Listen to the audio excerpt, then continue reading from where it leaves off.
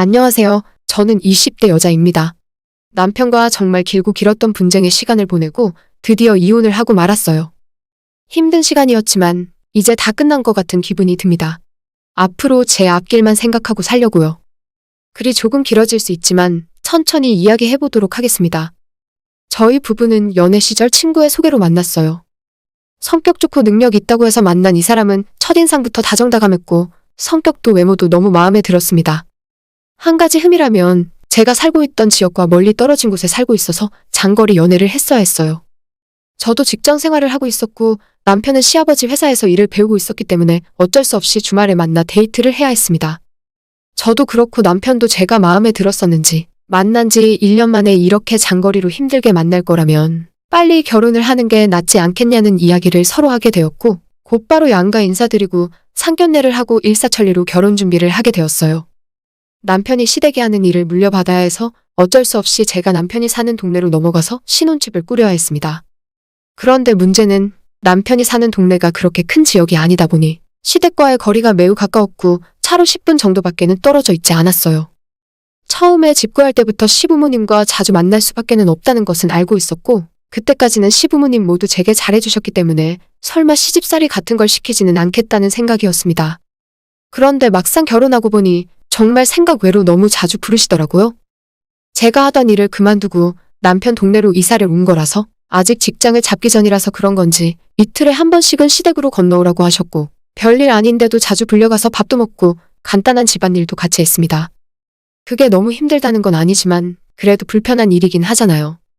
아무리 시댁에서 잘해주셔도 매일같이 만나고 싶지는 않은데 남편조차도 별로 대수롭지 않게 생각하니 답답했습니다.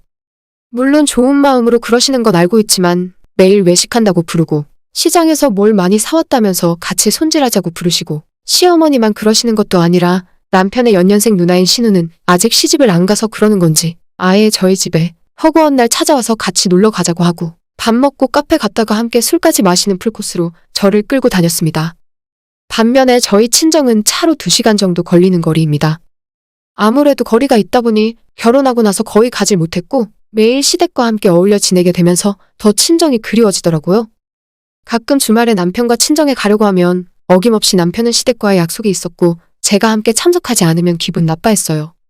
그나마 제가 작년에 임신을 하게 되면서 몸이 좋지 않다는 핑계를 대고 시댁에 가지 않을 수 있었지만 남편이 시댁에 가서 제가 시댁 사람들과 어울리는 것을 싫어한다는 식으로 이야기를 하는 바람에 저와 시댁의 관계가 깨지는 결정적인 역할을 했습니다. 제가 이렇게 시댁에 잡혀서 사는 것이 바보처럼 보일 수도 있겠지만 이건 그럴 만한 사정이 있어요. 저희가 결혼할 때 대부분을 시댁에서 지원해 주셨습니다. 지방이라 집값이 싸지만 그래도 30평대 신축 아파트를 시댁에서 사주셨고 반면에 저희 집은 그렇게 사정이 넉넉지 못해서 많이 도와주시지 못했어요. 제가 모아온 돈에 저희 집에서 어느 정도 도와주시긴 했지만 넉넉하게 혼수를 맞추기에는 부족한 돈이었고 그 부족한 것도 시댁에서 다 지원해 주시면서 신혼집이라고 하기에는 과할 정도의 살림살이를 갖고 시작할 수 있었습니다. 여기까지만 들으면 제가 호강에 겨워서 투덜댄다고 생각하실 것 같네요. 시댁에서 받은 것은 고스란히 제게 독이 되어 돌아왔습니다. 남편은 제게 못마땅한 것이 있으면 항상 마음에 담아두었다가 며칠 내로 싸울 거리를 만들어서 부부싸움을 했습니다. 그때마다 항상 여긴 자기 집이니까 나가라. 냉장고는 우리 엄마가 사준 거지. 너가 혼수로 해온 게 뭐가 있냐. 너희 식구들 잘 사는 시댁에 무임승차하려는 거지근성이 있다는 식으로 막말을 쏟아냈습니다. 이렇게 유세를 부릴 줄 알았으면 그냥 단칸방에 살아도 저와 비슷한 수준의 사람을 만나는 건데 라고 수도 없이 생각했어요. 하지만 시어머니는 남의 속도 모르고 제가 임신을 한 것을 알고 나서 집에 아이방도 꾸며주시고 태어날 아이의 옷이나 장난감 같은 물건도 비싼 고급 제품으로 꽉꽉 채워주셨습니다. 저는 정말 받고 싶지 않았고 어머니께 괜찮다고 몇 번을 이야기했지만 제 말을 들은 척도 안 하셨어요. 결혼 이후에 일을 안 하고 있었던 저는 경제권이 없었고 여자에게 경제권이 없다는 것은 아무런 결정권이 없다는 것과 마찬가지였습니다. 시어머니가 뭔가를 해주신 것도 고스란히 남편이 저와 말싸움을 할 때 무기가 되어 제 목을 졸라왔습니다. 제가 뱃속에 아이가 있던 말던 남편의 막말은 계속되었고 저는 아이만 없었다면 이혼했을 정도로 많은 스트레스를 받고 있었습니다. 남편의 화는 점점 심해졌고 심지어 제가 임신 막바지에 배도 불러오고 거동하는 것 자체가 너무 힘들어져서 아이 낳기 전까지 당분간은 시댁에 가지 않겠다고 하자 남편이 소리를 지르고 화를 내다가 발길질을 하고 물건까지 제게 집어던졌어요. 비교적 가벼운 책이나 가방을 집어 던졌지만 저는 배를 맞지 않으려고 손으로 가리고 필사적으로 남편에게 잘못했다고 빌었습니다. 이혼한 마당에 지금 생각하면 정말 치가 떨리는 일입니다. 하지만 저 때까지만 해도 이혼 생각은 안 했어요. 그냥 참고 살아야 한다고 생각했지 이혼 생각하게 된 것은 다른 일입니다.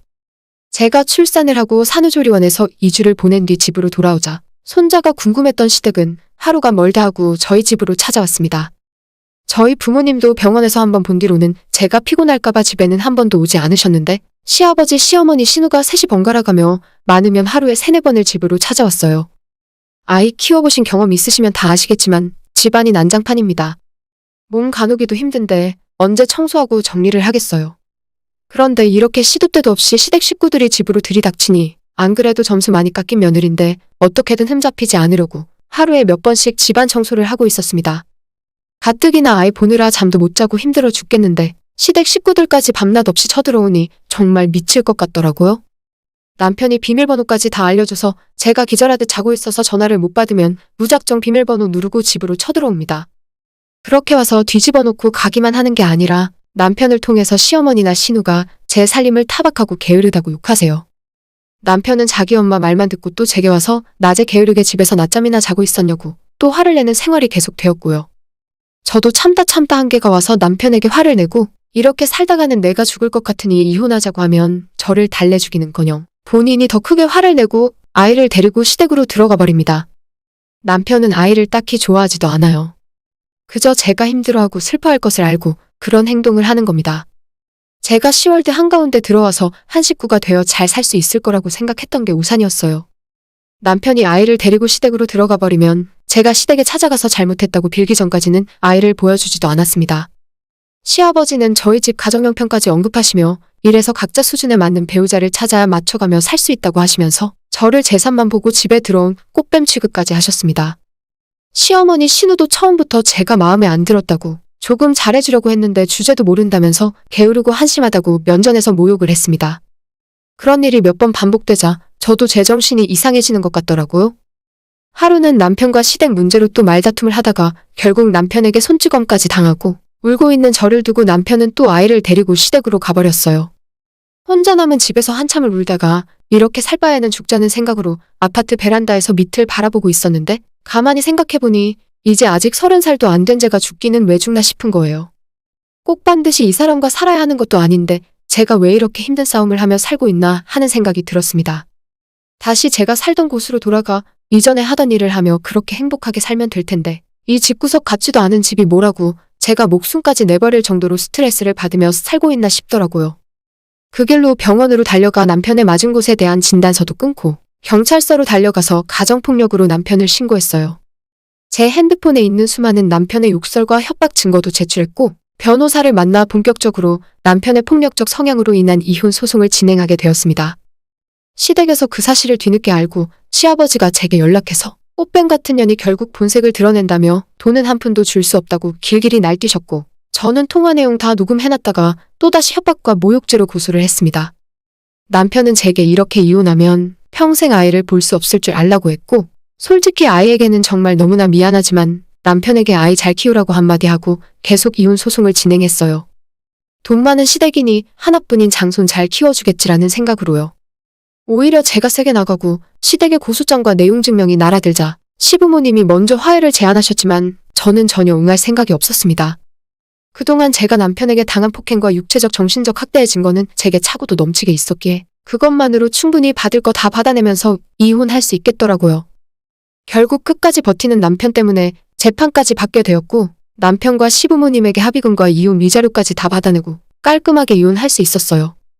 재산 분할은 제가 가져온 게 거의 없다시피 해서 얼마 받지 못했습니다. 아이의 양육권도 그냥 남편에게 줘버리고 면접교섭권과 친권은 지켜냈어요. 저는 지금 원래 살던 곳으로 돌아와 부모님과 함께 살고 있어요. 예전에 남편과 살던 신축의 좋은 아파트는 아니지만 훨씬 편하고 따뜻하고 집다운 집에서 살고 있습니다. 원래 하던 일도 다시 이야기가 잘 되어 다음 주부터 다시 출근하게 되었고요. 지옥 같은 시댁에게서 벗어났고 아이도 자주는 아니지만 한 번씩 볼 수 있고 저로서는 이게 최선의 방법이었다고 지금도 생각하고 있습니다. 너무 사는 게 힘들고 방법이 없는 것 같아 보이더라도 그 순간을 잘 넘긴다면 또 살아갈 희망이 생기는 것 같아요. 제 이야기 들으시는 다른 분들도 힘들고 어려운 상황에서도 정신 똑바로 차리시고 가장 중요한 건 나 자신이라는 것을 생각하신다면 의외로 쉬운 길이 있을 거라고 생각합니다. 오늘의 사연은 여기까지입니다. 구독과 좋아요, 알람 설정 부탁드려요. 다들 행복하시고 좋은 하루 되세요.